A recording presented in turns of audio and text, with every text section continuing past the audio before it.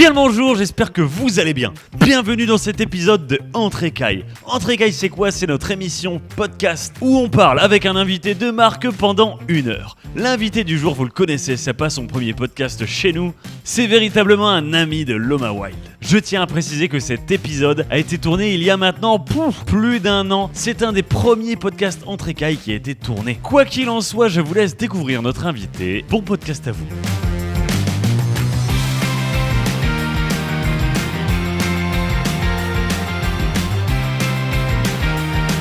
Bien le bonjour, on se retrouve aujourd'hui Entre Écailles avec notre ami Clément. Salut Clément. Salut tout le monde. Ça roule ?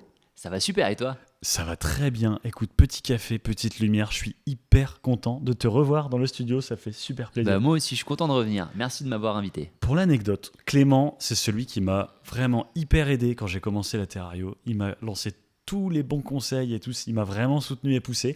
Et il y aura probablement même pas de Loma sans Clément. Oh vraiment, à ce point-là ? Ouais. C'est vrai, je suis sincère. T'es vraiment le bienvenu quand tu veux. Du coup, vivre de sa passion, c'est trop bien. Alors, on va te laisser peut-être te présenter rapido, présente-toi. Ouais, ok, moi je suis un gros passionné d'animaux et de nature en général et je travaille dans un magasin spécialisé en terrariophilie dans le nord de la France qui s'appelle Reptilis Shop.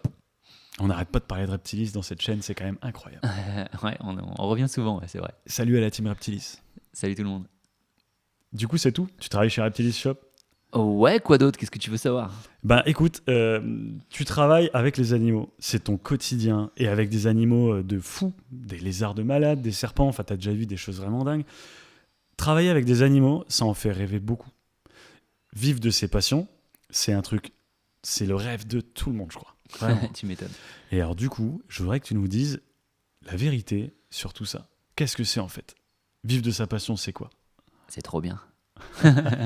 Moi, pour mon cas, en fait, je pouvais pas faire les choses autrement. J'ai déjà essayé d'avoir un travail normal, entre guillemets, tu sais. Travail normal, c'est quoi ? C'est tu vas au bureau, quoi. Ouais, voilà, c'est ça. J'ai été technicien de laboratoire en biologie marine et c'est écologie environnementale. C'est j'appelle un travail normal. Le gars, c'est pas un travail normal, ça.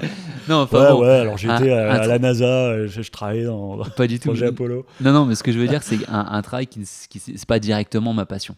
Tu vois. Ok. Et comment on dit nourricier, je sais pas comment. Il y a un truc comme ça. Alimentaire. Ouais. Ouais. Voilà, c'était un travail alimentaire, c'était pour payer les factures, même si j'avais de l'intérêt pour ça.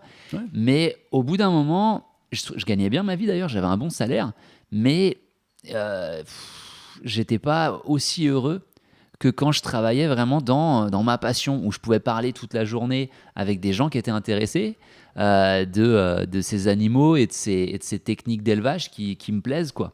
Ouais, ok. Donc aujourd'hui, le fait de vivre de ma passion, j'ai de la chance de vivre de ma passion. J'ai fait beaucoup de sacrifices pour, mais en même temps, je me vois pas faire autre chose. D'accord. Et c'est ta passion depuis combien de temps en fait ? Depuis toujours. T'as toujours aimé les reptiles ? Ouais. Alors, les reptiles, j'ai découvert ça, j'avais peut-être, je sais pas, 16-17 ans. J'étais pas né. Avant de venir au monde. Non, mais j'ai commencé par les poissons, figure-toi. Et c'est mon frère, Charlie, que je salue, un terrariophile que j'admire beaucoup. Salut Charlie.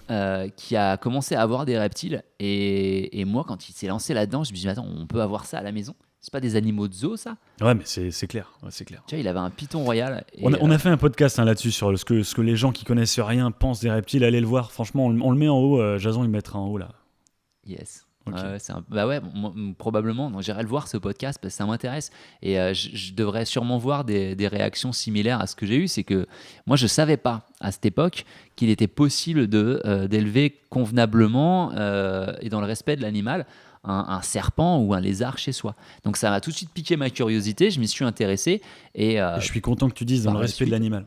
Ouais, parce que être terrariophile, il y en a plein qui vont nous casser les couilles dans les commentaires à dire que c'est un manque de respect pour les animaux. Voilà, il serait mieux dans la nature, blablabla, ce genre de choses. Moi, ça va être un tout autre podcast. Exactement. Et je les invite, ces gens-là, à aller commenter notre vidéo. Ouais, ou qui viennent débattre ici. Je veux dire, c'est simple dans les commentaires, mais on pourrait en débattre avec des arguments posés.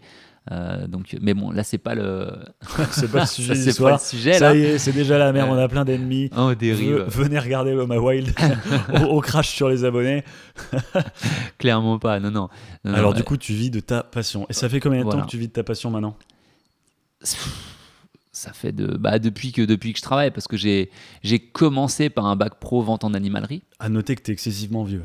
Je suis très très vieux. Aujourd'hui, en 2022, je vais fêter mes 36 ans.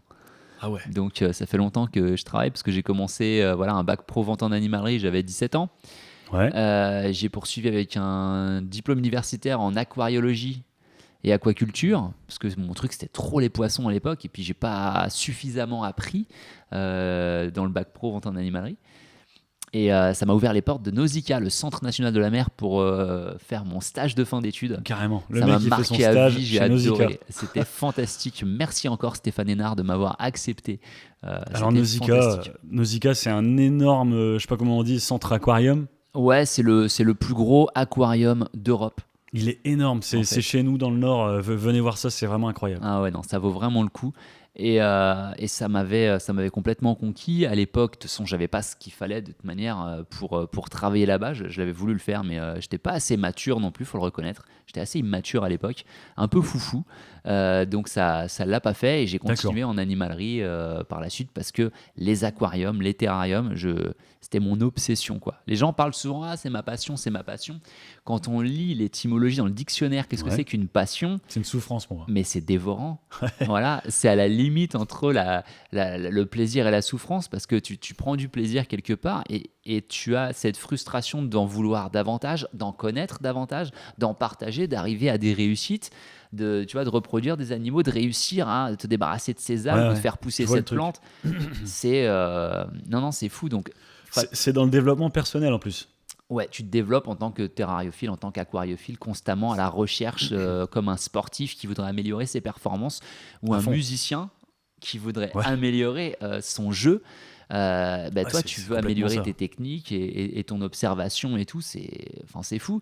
Donc ouais, je travaille dedans depuis toujours, même si par moment j'ai dû m'en éloigner, parce que j'ai beaucoup bougé. Je parlais de sacrifice. J'ai énormément déménagé pour pouvoir suivre un petit peu cette passion. Donc toi, t'as vécu en Nouvelle-Calédonie aussi, hein. Entre autres, moi je travaillais pendant un moment dans une boutique spécialisée en aquariophilie. On installait des bacs chez des gens qui étaient des fois très fortunés, et du coup qui me disaient, des médecins, des avocats, un anesthésiste, je me souviens de lui, je me souviens plus de son nom, mais je me souviens de lui, qui me disait, mais Clément, vous qui aimez les poissons, vous connaissez les Maldives, vous êtes allé plonger à Bali, la mer Rouge, vous y aller. Moi, je gagnais 1150 €. J'habitais sur Paris à ce moment-là. Je me suis dit, mais jamais de ma vie, je vais pouvoir... parce que le salaire en animalerie, on va parler argent aussi tout à l'heure, quoi. On ne gagne pas beaucoup. Ouais. Donc, je me suis dit, OK, je vais déménager en Nouvelle-Calédonie, parce que c'est français, c'est la France là-bas. Je vais pouvoir les voir, les poissons. Je vais pouvoir en profiter le week-end, tu vois. Mais en mode réel, quoi. En mode réel, avec Palmas Tuba. Et j'ai vu des choses incroyables. La Nouvelle-Calédonie, c'est juste...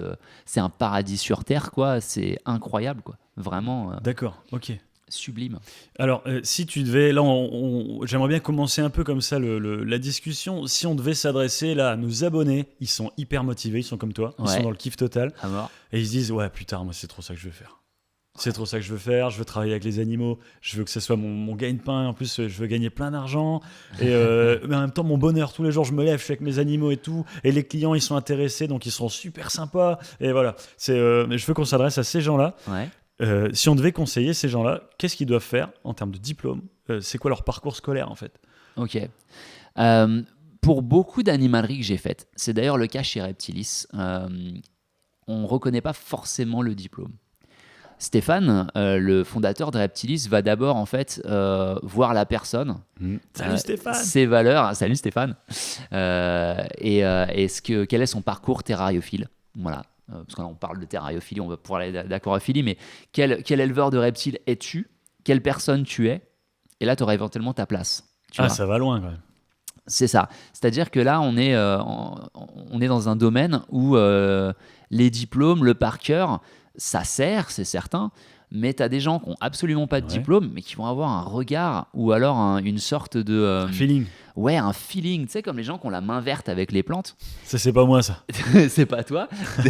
Mais tu as des gens qui vont avoir l'équivalent de la main verte avec les animaux. J'en ai rencontré dans mon parcours où des gens, tu comprends pas, tu leur laisses des animaux entre les mains, les animaux vont s'épanouir d'une force, ils vont avoir une certaine sensibilité, les animaux vont se reproduire à fond, et ils ont quelque chose, tu vois, vraiment, ça s'explique pas, ils ont une sorte de don. Et ça, c'est fascinant pour les gens qui ne l'ont pas, quoi. S'il y a des gens qui rêvent de travailler avec les animaux, n'hésitez pas à le dire en commentaire. Et en plus, peut-être qu'on pourra même vous répondre. Clément, il sera en exclu avec vous à répondre à vos commentaires. Donc allez-y, faites-vous plaisir, il faut en profiter. Clairement. Ouais, je m'égarais effectivement un petit peu. Qu'est-ce qu'il faut faire? Il y a le bac pro vente en animalerie. Aujourd'hui, Celui que t'as fait. Ouais, il y a de plus en plus d'écoles qui se montent. La réalité, c'est que je trouve qu'il y a beaucoup de personnes formées pour pas énormément en fait de postes. Si vous vous lancez dans cette carrière, c'est parce que vous vous levez le matin, vous pensez aux animaux, vous mangez, vous pensez aux animaux, vous gagnez un petit peu d'argent, vous savez dans quoi vous allez le dépenser et c'est dans les animaux.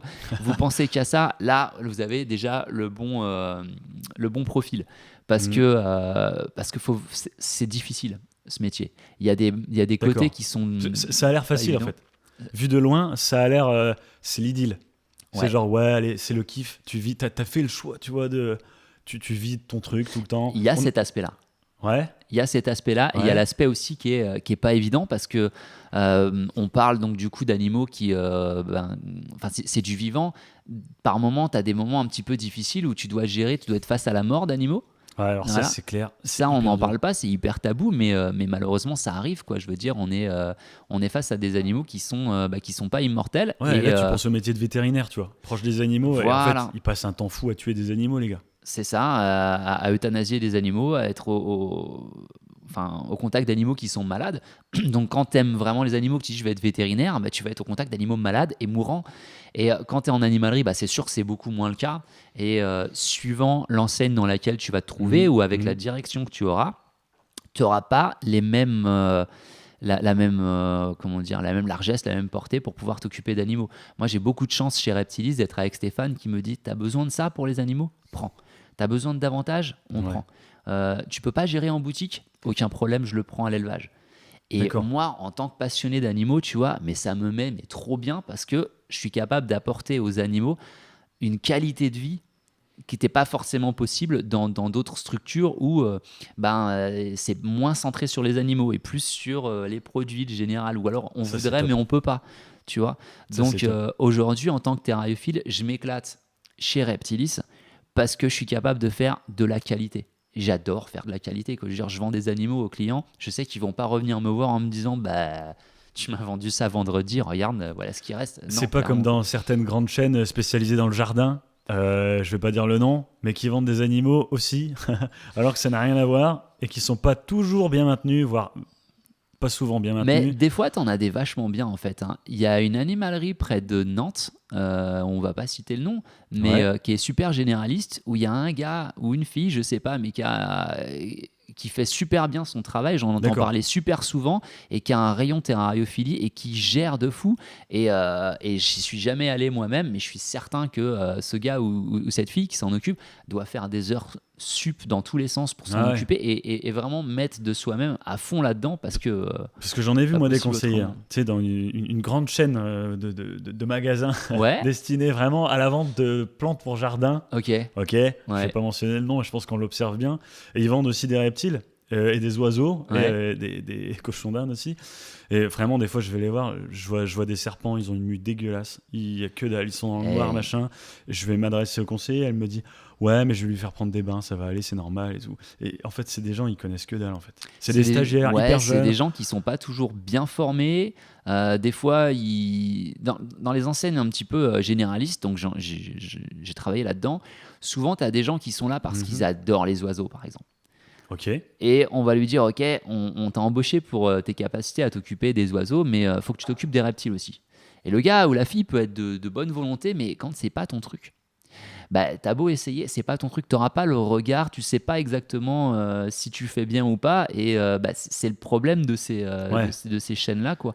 À la différence de vous, en fait, chez Reptilis, c'est spécialisé, en fait. Ouais, nous on va pas faire de poissons, on est spécialisé en terrariophilie, parce que quand on dit reptiles, en fait on a plus que des reptiles, on a des grenouilles qui sont des amphibiens, on a des invertébrés également. C'est ça, des arthropodes. Donc on fait plutôt de la terrariophilie, des animaux de terrarium, mais là-dessus on se diversifie pas trop, quoi. Alors, Ouais. c'est déjà super diversifié. Ouais, Parce c'est que déjà quand un on truc dit de les malade. lézards, si tu veux, on pourrait en parler pendant des heures. Putain, ouais. Mais, Les tortues et tout, enfin, il y a plein de trucs, quoi. mais une animalerie généraliste avec des vendeurs qui savent te répondre aussi bien en nutrition canine, en technique aquariophile, en élevage de rongeurs, d'oiseaux, de reptiles, il y en a, j'en ai rencontré, hein, des mecs et des nanas qui font un travail de folie, qui ont un savoir de dingue, Ouais. mais il n'y en a pas beaucoup.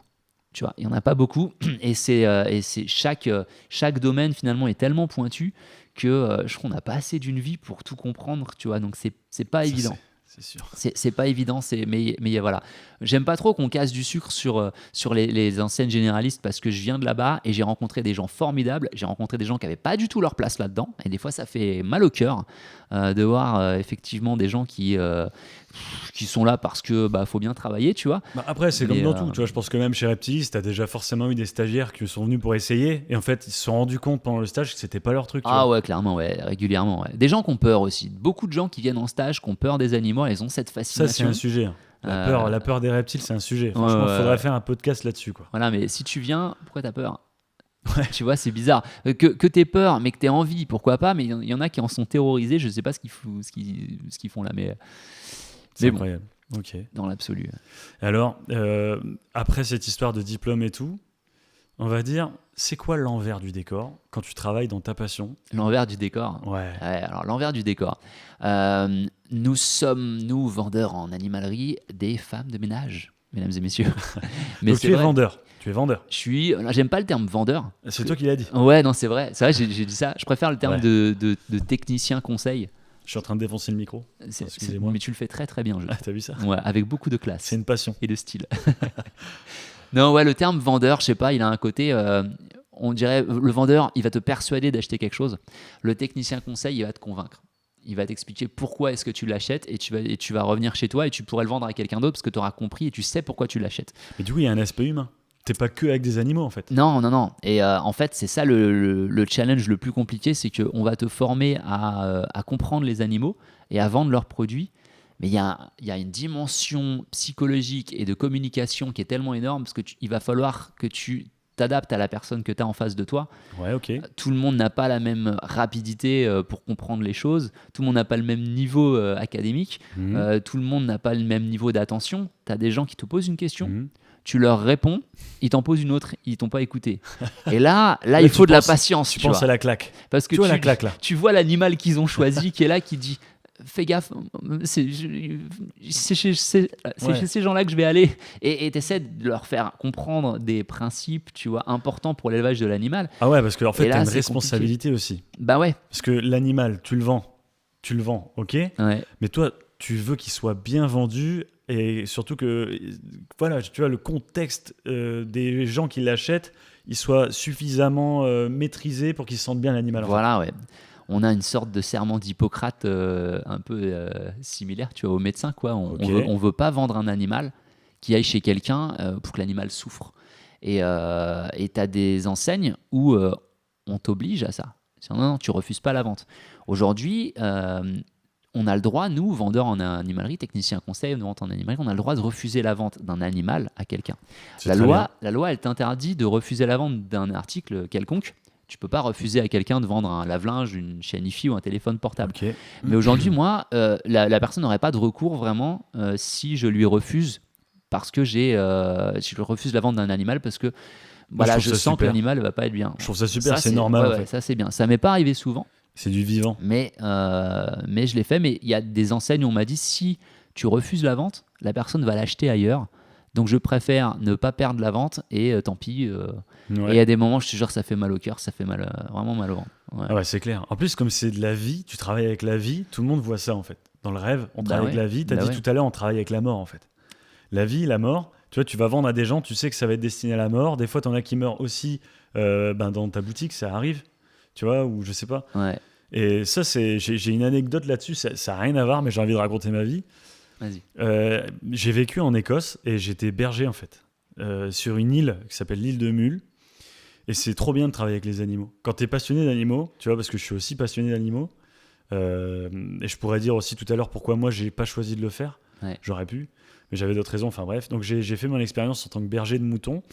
Et c'était trop bien. On a eu plein de petits bébés, des agneaux et tout. Alors, c'est pas des reptiles, c'est hors sujet, mais c'est le principe de travailler avec la vie. On a mis au monde plein d'animaux, c'est super. On leur donne le biberon et tout. Il y a eu un moment, donc tous des petits qu'on nourrissait au biberon tous les jours. C'est c'était fort mon comme travail. sentiment. Mais c'est incroyable. Ouais, hein. Ils se reconnaissent, ils secouent la queue et tout. Il y a eu une vague épidémique. Ouais. Et il y a 90% qui sont morts Et tu te sens tellement impuissant. en 24 heures. En Du 24 jour au heures, lendemain, la vache. tous les petits, une vague. Ils avaient la diarrhée et tout, bim, le lendemain c'était fini. Et tous ceux, tu leur donnes des petits noms et tout. Ouais. En plus, vous savez maintenant que j'adore donner des noms aux animaux. Ouais. Ouais, et tout ça c'est pour dire que quand tu travailles avec la vie, en fait, il faut être prêt à accepter la mort, Ouais. elle est naturelle. Ça fait partie du truc. Et je dirais même que si tu es vraiment passionné, ça renforce les choses. Moi, ça a travaillé fortement mon regard. Je suis plus le même terrariophile en fait que quand j'ai commencé, et je me suis dit je veux des gonocéphalus, je vais en avoir plein, je vais faire plein de petits, je vais les reproduire à fond et tout. En fait, des œufs, j'en ai raté tellement. Des gonos qui sont morts d'une maladie ou tout simplement parasités ou vieillesse, tu vois. Mais j'en ai eu plein en fait.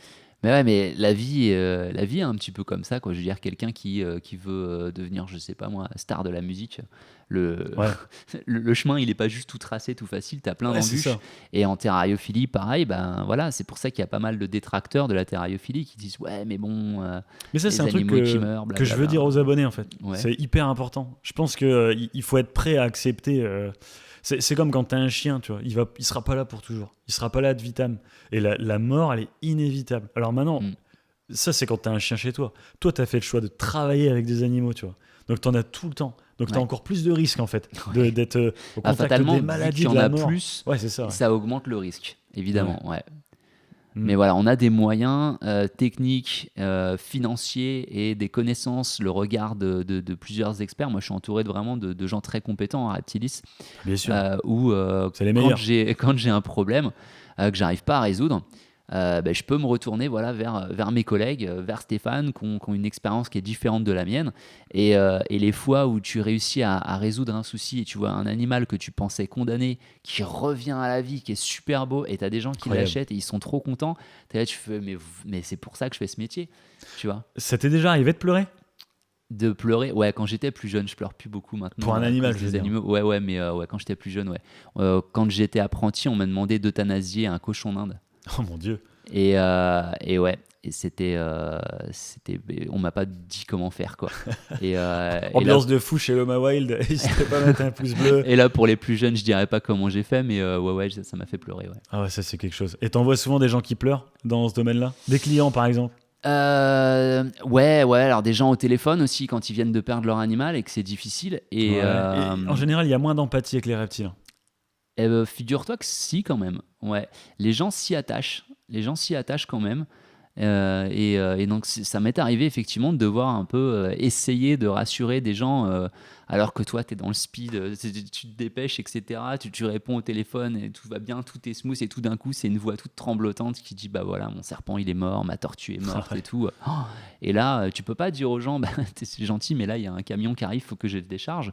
Et donc moi, je l'ai vécu, ça. J'ai perdu des animaux. Je suis rentré des fois chez moi en rentrant et un animal qui allait super bien, tout allait bien. Mais qu'est-ce qui se passe? Tu comprends pas. Tu te dis, mais. Du coup, ça fait aussi partie de ton métier en fait. Donc tu vis avec la mort des animaux, il faut de l'empathie envers les animaux, mais aussi envers les gens. Envers les gens, bah ouais, C'est parce ça, en que fait. les animaux sont. Enfin, ouais, il y a des gens derrière tout ça, quoi.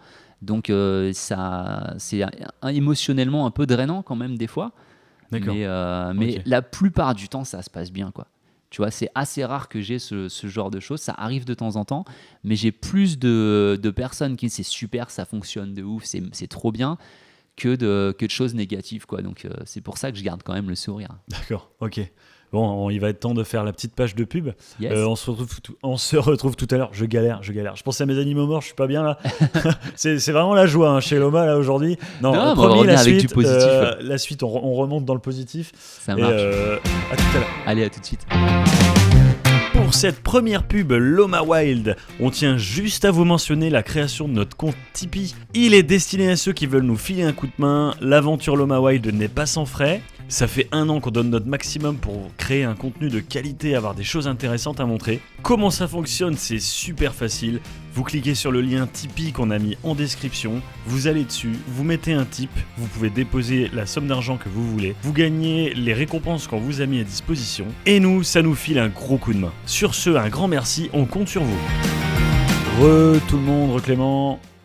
Ça va toujours? Ouais, ça va, super. On va essayer de mettre un peu de joie là. Là, on a un peu plombé le moral de tout le monde là. Ah ouais, bah il fallait. Hein. Tout n'est pas tout rose. Il y a bien des sûr, parties. bien sûr. Promis, on embraye sur des trucs cool. D'ailleurs, est-ce que tu as des anecdotes cool à raconter dans ton métier? Des anecdotes cool. J'aurais dû en préparer à l'avance. Des anecdotes cool. Ouais, mais même, je sais pas, par exemple, comment ça se passe avec tes collègues? Est-ce qu'il y a déjà eu des bourdes, mais un peu rigolotes? Est-ce que des fois, même en interaction avec des animaux, il y a pu se passer des choses, tu vois? Je te prends un chat. Ouais, tu me prends un petit peu de cours là. Évidemment qu'en toutes ces années, il s'est passé plein de choses.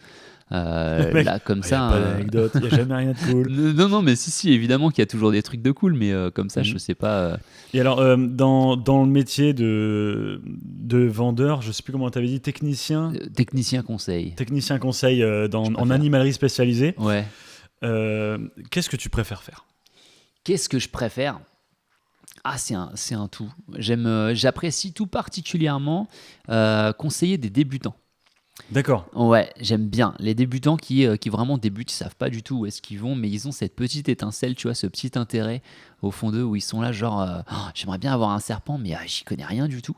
Et commencer à leur montrer des choses. Souvent tu vois chez certaines personnes la passion qui naît, qui commence, et là je me dis alors lui ça y est, lui ou elle, il est dedans, il est des nôtres. C'est fini. Ça arrive avec des jeunes, des enfants, des trucs comme ça? Ouais, mais super souvent. Il y a pas très longtemps justement, je sais plus si c'était aujourd'hui ou hier, on a une anecdote, un jeune qui est venu avec son père. Il connaissait les noms des serpents en latin, les noms latins, etc. Et je peux toucher celui-ci, je peux toucher celui-là. Là, j'avais du temps, il n'y avait pas grand monde en boutique. Le gamin, il était trop content. Je lui ai sorti des animaux et tu vois, qui était allé regarder son père. T'as vu, c'est trop cool et tout. Ouais. Ça, c'est des moments que j'aime bien. Ouais. J'ai hâte de les voir revenir. Ouais. T'arrives à avoir encore assez de temps avec les animaux, toi? Ouais. Bah, là, on a eu une période avec pas mal de stagiaires. Donc, je parlais pas des stagiaires quand je parlais d'animaux. Ah non, moi non plus. Donc du coup, il nous aide beaucoup. Il nous aide beaucoup dans ces cas-là, donc on a un petit peu plus de temps et j'aime bien. On a des stagiaires très intéressés, des fois très intéressants, qui me rappellent un petit peu moi à mes débuts avec tout un tas de projets et tout, et qui regardent les bêtes avec une envie, genre un jour je l'aurai et tout. Puis un tas de questions. T'en profites, tu leur montres 2-3 trucs, tu leur files quelques tuyaux et tout, puis t'as l'impression de tu vois, transmettre un petit peu quelque chose. Et de te revoir quand t'étais tout gamin avec 30 € de budget pour 3 mois, t'es là, putain, je vais jamais y arriver. Ouais, voilà. T'as tout juste de quoi payer tes grillons. C'est ça, ouais. Et alors, du coup, les clients peut-être plus avertis? Ouais, on en a quelques-uns. Alors, au bout d'un moment, les gens qui sont vraiment hardcore là-dedans, ils finissent par trouver d'autres voies d'approvisionnement. Mais on en a quelques-uns qui sont pointus et j'apprécie aussi discuter avec ces gens-là parce que souvent, régulièrement, les clients m'apprennent des choses. Parce que techniquement, même si je maintiens beaucoup d'animaux en boutique, je ne passe que quelques heures avec eux. Et quand tu vas avoir des animaux à la maison, tu vas les voir le soir, tu sais comment est-ce qu'ils agissent la nuit, le matin, et puis sur plusieurs années. Donc tu as une observation qui est différente de moi j'arrive au boulot, je m'en occupe, je rentre chez moi le soir, il est vendu, pouf, ça y est, c'est fini. Donc je vais avoir de l'expérience avec certains animaux, mais très très fractionnée. Okay. Et des fois, il y a des clients qui me rapportent des observations de comportement, de trucs. Sur les gonocéphalus, par exemple. Sur les gonocéphalus, pas beaucoup, parce que peu de monde en possède. Mais sur des animaux, des fois aussi un petit peu, même super classiques ou quoi. Et on a eu une personne, il y a quelques années, qui avait acheté un bébé gecko à crête. Et en grandissant, ça s'avérait être une femelle. Elle n'en avait qu'un seul. Un beau jour, cette femelle pond des œufs. Et figure-toi que des bébés sont sortis de ces œufs. Donc un cas de parthénogénèse chez les ciliatus, quoi. Ouais. C'est incroyable. Ça, c'est vraiment incroyable. Voilà, tu vois, donc tu me parlais d'une anecdote. Bah tiens, en voilà une, quoi. En voilà une. Tu sais qu'en fait, t'en cites plein des anecdotes. Hein. Ouais, voilà, comme quoi, tu me demandes de réfléchir, j'y trouve pas, mais avec le temps... Alors, est-ce que, au contraire, il y a des moments chiants, en fait, avec les gens? Des moments chiants, ouais. Alors... Les gens qui te posent une question, tu réponds, ils t'en posent une autre, ou encore une autre, ou les gens qui ne veulent absolument pas t'écouter parler de technique. Tu veux un animal de terrarium, il va falloir passer par des thermomètres, des thermostats, des réglages. Ça m'intéresse pas ça. Tout ce qui m'intéresse, c'est la déco, la plante, machin et tout. Et des fois, tu es obligé de passer par là, quoi. Tu vois, pour conduire une voiture, il faut le code de la route. Bon, là, pour un terrarium, il faut connaître un peu la technique. Et les gens qui sont complètement réfractaires à ce truc-là, ça va être de la maltraitance passive en fait, quoi. Donc, du coup, non les gars, il faut comprendre les principes du matériel que vous achetez. Et ça marche avec tous les animaux, hein. Ça marche avec tous les chiens, les poissons. Les poissons, c'est le stéréotype, je trouve. Les aquarios, alors là, ceux qui connaissent que dalle, ils veulent juste une belle déco, elle a acheté sa maison, tu comprends, c'est travaux neufs. Le filtre, il est trop gros, j'en veux un plus petit qui se voit moins bien. C'est ça. N'importe quoi. Donc toi, on fait comment ton cœur? Là, on en met un plus petit pour que ça fasse plus joli. Parfois, c'est juste même pour le principe d'avoir un truc, tu vois. Ça peut être sous-dimensionné l'aquarium. Et le poisson, du coup, il y a atteint de nanisme dedans et il y a une vieille déco pourrie en plastoc. Souvent, les gens prennent un aquarium comme un objet de déco. J'ai acheté de la déco.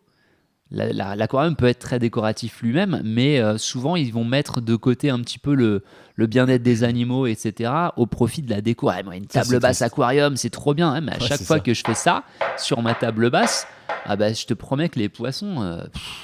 Donc non, il y a des trucs effectivement qui sont pas compatibles, quoi. Ouais, c'est clair. Alors du coup, il y a d'autres clients chiants ? D'autres clients chiants... ceux qui nous appellent 50 fois pour poser les mêmes questions et qui impriment pas, ça c'est un peu pénible.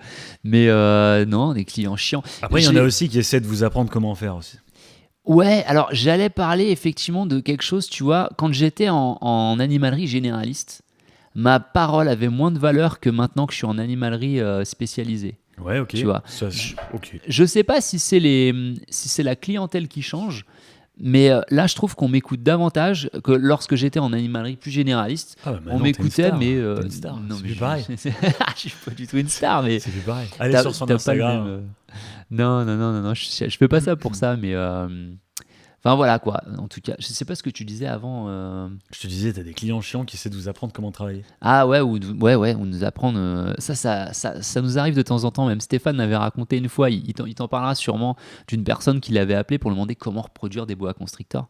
Et Stéphane qui lui répond, qui lui donne sa méthode. Ouais. Et le gars qui répond non, mais pas comme ça, là, l'autre méthode et tout. Puis Stéphane qui dit non, mais en même temps, tu m'appelles, je te dis comment on fait. Voilà, c'est comme ça que je fais, quoi. Non, mais c'est pas comme ça.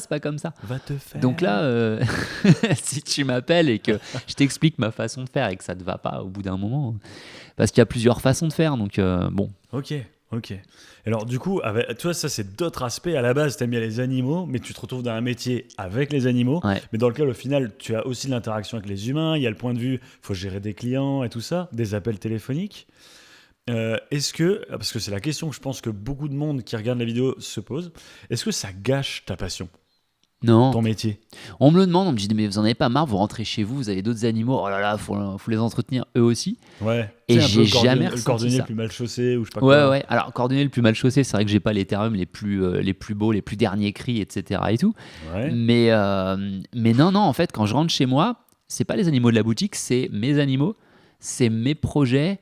Et donc c'est différent. Donc non, à aucun moment ça gâche ma passion, pas du tout, quoi. Elle est toujours là, toujours autant, quoi. Et est-ce que ça l'a renforcé ta passion ?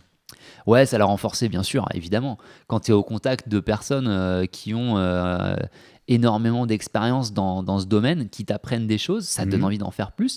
Moi, ça m'a donné plus confiance en moi, dans mes capacités à maintenir certains animaux. Et donc, du coup, j'ai pu me lancer sur des projets qui coûtaient un petit peu de sous, où j'étais un petit peu frileux de le faire au début, et où par la suite, je me dis non, mais c'est bon, j'en suis capable, quoi. On y va, c'est parti, quoi. Ok, tu vois. D'accord.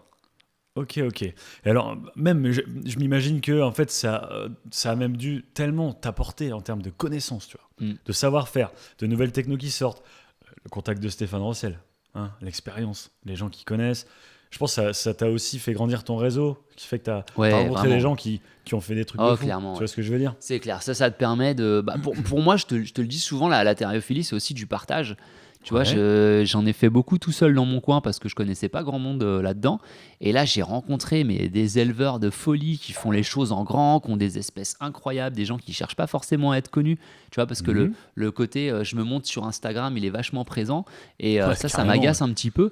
Et d'autres, mes copains de la Bretagne, salut, ou qui ont juste l'amour des bêtes, quoi. Les pauvres, ils sont sous la pluie. Pas du tout, il pleut que sur les cons là-bas. et donc du coup, c'est un bol d'air frais, tu vois, dans la terrariophilie, de voir des gens comme ça qui ont des animaux de folie en parfaite santé, qui se reproduisent super bien et juste ils tripent, quoi. C'est juste l'amour des animaux pour ce que c'est, et c'est pas les faire valoir sur Instagram ou quoi que ce soit. Alors, j'adore Instagram, hein. Je suis beaucoup de comptes, j'adore ça, mais j'ai un peu de mal avec regardez-moi. Côté instrumentation, instrumentalisation, un peu. Corrigez-moi en commentaire, je sais plus comment on dit. Franchement, je sais plus. On t'a compris, c'est pas grave, c'est pas nécessaire, t'inquiète pas. Est-ce que la technicité que tu as, les niveaux de connaissance, tu vois, ça peut être un frein quand tu essaies de communiquer avec les autres? Tu parlais que tu aimais beaucoup parler aux débutants. Et on avait dit une fois dans un podcast que parfois l'approche hyper technique, le côté le mec qui sait tout et tout, ça peut être un frein en fait pour les gens qui connaissent pas. Tu vois ce que je veux dire? Ouais, mais alors c'est là où tu dois avoir une sorte de talent de communicant, quoi. Ouais, c'est de communication. De t'adapter à la personne qui est en face de toi. Alors lui, tu vois, il est pas du tout dans les animaux. Le gars, j'en sais rien, quoi. Il est informaticien, la biologie, il connaît que dalle. Et bon, on va y aller petit à petit. D'accord. Et donc non, faut savoir juste s'adapter, sonder un petit peu les gens et discuter, voir ce que ça donne, et tu t'adaptes aux gens, quoi. Voilà, ça peut être compliqué si les gens se ferment, ils parlent pas, ils te posent aucune question, tu y réagis pas, ça arrive pas. Mais alors du coup, pour faire ton métier, s'il y a des abonnés là qui veulent faire comme toi, est-ce que ils sont obligés de travailler la communication en fait? Est-ce que c'est indispensable au quotidien? Mais c'est essentiel parce que donc évidemment on parle beaucoup technique, on parle des animaux, etc. On est quand même un commerce. Si on veut pouvoir continuer à payer les factures d'électricité pour le chauffage des animaux, faut vendre. Et si on est timide, qu'on n'ose pas vendre, qu'on a peur de se lancer et d'accompagner le client, bah non, ça va pas le faire, quoi. Ouais, après il y a d'autres métiers de toute façon dans les animaux, hein, comme soigneur, tu vois. Énorme. Soigneur, tu fais que avec les animaux. Si on est super timide, on peut travailler dans un centre d'élevage, parce que j'ai des collègues au centre d'élevage qui font un travail incroyable. C'est pas des très bons communicants. Ils sont pas à l'aise face caméra, ou ils sont pas à l'aise pour s'exprimer durablement et tout ça, c'est pas leur truc. Ils ont d'autres qualités qui sont mises à profit justement à l'élevage. Donc si on aime les animaux, il y aura toujours de toute façon une place pour quelqu'un qui veut travailler là-dedans, qui se donne les moyens. Moi j'ai une sorte de maxime dans la vie, tu vois. Je me dis qui veut peut. Ouais, alors ça c'est clair. Voilà, donc je te soutiens total. Voilà, toi t'es pareil. Je te soutiens total. Donc du coup, moi j'ai voulu, je suis dans ce que je considère comme la meilleure boutique de terrariophilie en France, quoi. Ouais, je suis d'accord. Tu vois. Donc j'en suis super content, quoi. Je plus sois. Ok, d'accord. Et alors, maintenant dans la relation avec tes collègues, je présume que comme tu es en magasin, tu vois, tu passes énormément de temps avec les mêmes personnes. Est-ce que ça crée de l'amitié? Ouais, j'ai beaucoup de chance d'avoir Thibaut comme collègue. Parce qu'on est tout le temps ensemble, hein, mon Tip-Tip. Tu vois, Tip-Tip, par exemple, lui, il est pas du tout à l'aise à communiquer, à être face caméra, etc. et tout. C'est vrai. Il est pas à l'aise du tout. Par contre, tu le lances avec des clients qui débutent ou quoi que ce soit, allez voir les avis Google, les gens, mais ils l'encensent complètement, tu vois. À fond. Moi, merci Thibaut et tout. Ouais, non mais.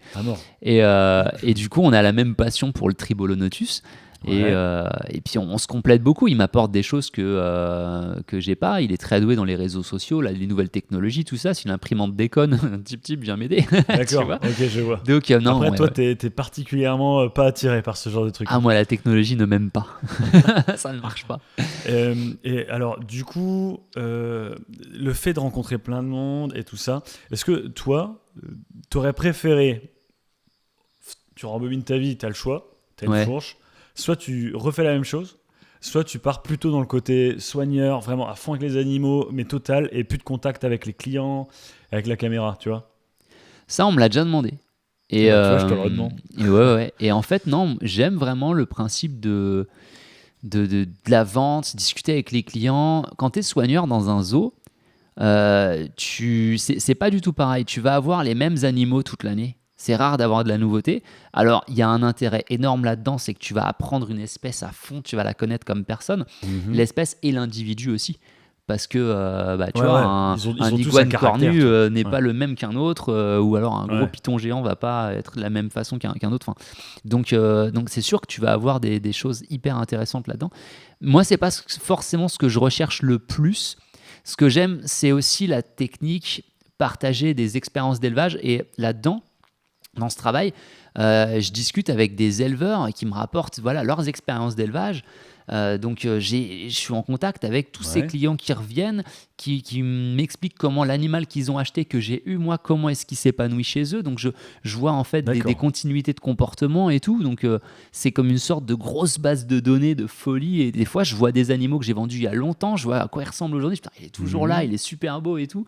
Chose que j'aurais peut-être pas forcément dans un parc zoologique. D'accord. Tu Ok. vois. Alors, je me disais, et si tu rencontres un gars, allez, on va dire à nos abonnés, Gilbert Antoine, on va l'appeler Allez, comme ça. ouais. Il a 17 ans. T'aimes Et bien les prénoms composés, toi. Ouais, je sais pas pourquoi en plus. Gilbert Antoine et Charles-Édouard. Gilbert Antoine, il vient te voir. Ouais. Il dit, ouais, salut Clément, j'ai 17 ans. Qu'est-ce que tu lui dis? Il veut faire ton métier. Tout ce que tu as dit là, il kiffe total. Ouais. Qu'est-ce que tu as comme tuyau à lui donner là, des conseils pour le Ouais. motiver, et Il les y en mises a en un. garde et tout ça, tu vois? Il y en a un qui est très important, c'est qu'il faut savoir être mobile. Moi, j'ai énormément déménagé. Je Ah compte oui, plus. mobile géographiquement. Géographiquement, parce que souvent les gens sont attachés à leur région ou quoi. Je peux tout à fait le comprendre, Ouais. mais il n'y a pas beaucoup de boutiques spécialisées où il n'y a pas beaucoup d'animaleries qui font vraiment les choses de manière comme tu le souhaiterais, etc. Et tout. Donc des fois, tu es Mhm. obligé de t'expatrier un petit peu, de bouger. Alors je dis pas forcément de partir à l'autre bout du monde en Nouvelle-Calédonie comme je l'ai fait, mais voilà, moi je suis originaire de la banlieue parisienne. Parisien. La banlieue Parisien. parisienne, ouais, très bien, tout à fait. Et j'ai bougé un peu partout en banlieue parisienne. Je bougeais en Eure-et-Loire, je bougeais voilà, dans le Nord. T'as Je vu, suis c'est allé bien en le Nord, quand même. Normandie. Le Nord est génial, vous êtes tellement accueillants. Merci beaucoup à toute la population du Nord, vous êtes trop top. Vive le Nord. Vraiment. Et donc, ouais, faut être curieux, faut être mobile. Et ouais, il va falloir des fois faire les bons choix, quoi. Se dire qu'est-ce que je veux vraiment. Ok, on sacrifie telle chose pour atteindre ça, quoi. Ok. Est-ce que tu as des choix de carrière en parallèle? C'est-à-dire, est-ce qu'en même temps que tu fais ton métier, Ouais. tu as des opportunités de développer autre chose en parallèle, toujours liées à cette activité-là, aux animaux, aux reptiles, tu vois ce que je veux dire? Absolument. Être influenceur, créer un élevage, tu vois? Est-ce que tu as des opportunités Ouais, je là-dessus? suis personnellement cascadeur animalier. Cascadeur animé. Non, bah écoute, à côté, moi je fais grossir des animaux à la maison là pour plus tard essayer de les reproduire. Ouais, ok. Pour essayer de les reproduire, enfin des projets d'élevage, pour moi aussi élever mes animaux et les proposer à la vente pour des raisons effectivement pécuniaires évidemment, mais également parce que c'est le but ultime de voir tes animaux se reproduire, voir ensuite des tout petits bébés. Tu vois tout le cycle de la vie de l'animal, c'est fantastique. Ah, ça, c'est clair. Voilà, et cette envie aussi de proposer davantage de Tribolonotus nés en captivité. C'est une espèce qui n'est pas en danger dans le milieu naturel, mais si on continue de la prélever, parce qu'il n'y a pas de gros efforts qui sont faits en captivité pour garder cette espèce qui est quand même assez populaire. D'accord. Donc moi et Thibaut, avec qui je travaille à Reptilis Shop, on a tous les deux cette envie, on est en train de constituer des petits couples pour reproduire de plus en plus cette D'accord. espèce et proposer aux gens du nez captivité qui est tellement plus simple que du prélevé. Je comprends très bien la démarche. Ouais, Je la tu vois de pratique quoi je parle. ardemment. Exactement. Donc ça, c'est un projet professionnel parallèle.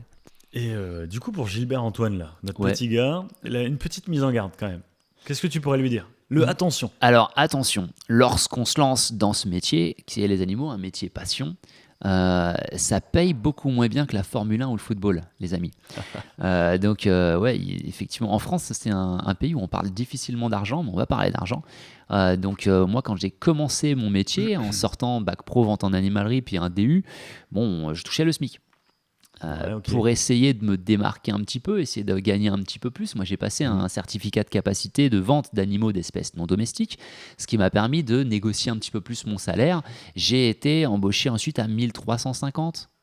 J'ai monté à 1006, 1007. Le meilleur salaire que j'ai touché en animalerie, j'étais adjoint de magasin avec des heures supplémentaires. Attention, en moyenne à 45 heures par semaine, j'étais à 2000, 2100 euros. qui est un D'accord. très bon salaire pour C'est convenable, l'animalerie. ouais. En animalerie, on est peu à toucher des salaires comme ça, quoi. Donc voilà, c'est pas des salaires qui sont incroyables. Ça peut être frustrant parce que les animaux, ça coûte cher. Ouais. Des installations comme tu les fais, qui sont vraiment avec la pointe de la technologie et des grandes installations, ça demande un sacré budget. Je te Et le fais pas dire. ça, c'est difficile pour Gilbert Antoine qui va se lancer. Il se dit, super, c'est chouette, je travaille dans ma passion, je vais pouvoir avoir les animaux que je veux et tout ça. Et il va se heurter au fait que il faut que tu te loges, que tu te nourrisses, que tu t'habilles, etc., que tu payes ta voiture. Et là, tu veux une install de folie, le cordonnier le plus mal chaussé, c'est là qu'il arrive, quoi. Bah, tu vois, moi, c'est ce qui m'a vraiment freiné. Ouais. C'est ce qui m'a vraiment freiné. Je rêverais, moi, de vivre avec des animaux, tu vois ce que je veux dire? Ouais. Bon, je le fais, mais je l'ai fait parce que j'ai énormément travaillé dans des domaines qui n'ont rien à voir. Et pour essayer d'avoir 2 vies, tu vois, où je vis mes hobbies, à côté je travaille, et je vis mes hobbies, à côté je travaille. Et du coup, je suis dans une autre dynamique. Et c'est pour ça que c'était hyper important, en fait, de t'inviter et de parler de ça, en fait. Pour voir si c'est viable ou pas, en fait. De vivre sa passion dans les animaux, dans une animalerie spécialisée. Franchement, on connaît pas beaucoup de gens qui travaillent avec des reptiles au quotidien. C'est Ouais. un truc de dingue. Et d'ailleurs, je voulais savoir aussi, est-ce que ça t'a rapproché de trucs comme des zoos, tu vois, des choses que les gens y visitent? Comment? Le fait de bosser dans les animaux, là tu es en animalerie, mais Ouais. t'as dit, oui en fait oui, t'avais dit, t'as commencé chez Nausicaa, quelque chose comme ça? Mon stage de fin d'études, Ouais. c'était à Nausicaa, ouais. Mais alors quand c'est comme ça, c'est quoi? T'es en direct avec les gens ou t'es plutôt côté animaux? Comment ça se passe Là, en fait? j'étais derrière, ouais. J'étais derrière dans les coulisses, finalement. D'accord. Je faisais de la production de méduses et du grossissement de larves de carangue, qui est un gros poisson de la Mais famille du coup des avec thons. ta formation, en fait tu peux aussi faire ça. pourrais faire c'est ça pas un truc aussi. qui te dit t'es soit commercial, soit soigneur. par Non, exemple. alors ça, c'est parce que j'avais fait vraiment un diplôme universitaire en aquariologie et aquaculture. Parce D'accord. qu'en sortant d'animalerie, tes connaissances en aquariophilie, elles sont correctes, mais elles sont pas suffisantes. À mon sens, en tout cas, elles sont pas suffisantes. Donc, pour Ok. faire des choses d'un point de vue aquarium ou zoo, quoi. Donc, D'accord. après, ça nécessite évidemment énormément d'investissement personnel. C'est attendu parce que c'est un métier passion. Donc, si tu te cantonnes à ce que tu as appris à l'école, là, ça va pas le faire, quoi. C'est comme un pilote de rallye qui dit c'est bon, j'ai le permis de conduire, tout va bien, j'ai pas besoin d'apprendre quoi que ce soit de plus. Si, Ok. tu vois. Du coup, pour conclure ce podcast, je te repose la question, qui est la question en fait de la thématique. Le leitmotiv d'aujourd'hui, c'est Comment j'avais formulé ça? Je sais plus du tout. Je suis fatigué. genre, La est-ce que ça journée vaut est le dure. coup de vivre de sa passion finalement? Ouais, c'est ça en fait. Devenir professionnel en animalerie spécialisée, Mm. oui ou non? Alors, dans mon cas, oui. Quand toute la journée tu penses qu'à ça, quand tes vacances, c'est des vacances terrariophiles, quand tout est terrariophilie, tu penses, tu rêves, tu vis terrariophilie, c'est un choix qui s'impose à toi, quoi. D'accord. Tu vois, donc évidemment, Ok. moi je veux pas changer pour autre chose. Si demain tu me dis viens me rejoindre dans mon entreprise et tu gagneras 3 fois ton salaire, je dis mais je vais être malheureux en fait. Et moi je sais qu'aujourd'hui l'argent fait pas le bonheur. Ouais, Tu vois, il y contribue grandement. Et je parle que pour moi bien sûr parce que tout le monde est différent, mais j'ai déjà mieux gagné ma vie, j'étais pas aussi heureux qu'aujourd'hui. Donc ouais.